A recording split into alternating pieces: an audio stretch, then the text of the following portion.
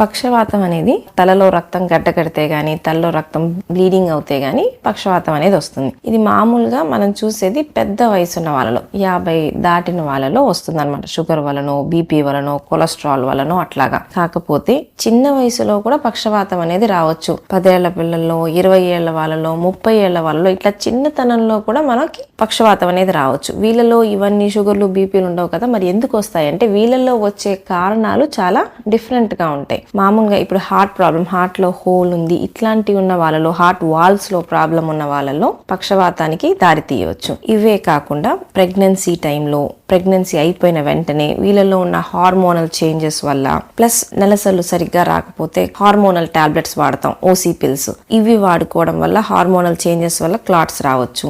ఇదే కాకుండా కొన్ని ఇమ్యూనిటీకి సంబంధించిన రోగాలు ఉంటాయి. వీటిని ఆటో ఇమ్యూన్ డిసీజెస్ అంటాం. లూపస్, ఆప్లా సిండ్రోమ్, ఇట్లా వీటిల్లో కూడా పక్షవాతం వచ్చే ఛాన్సెస్ ఉంటాయి.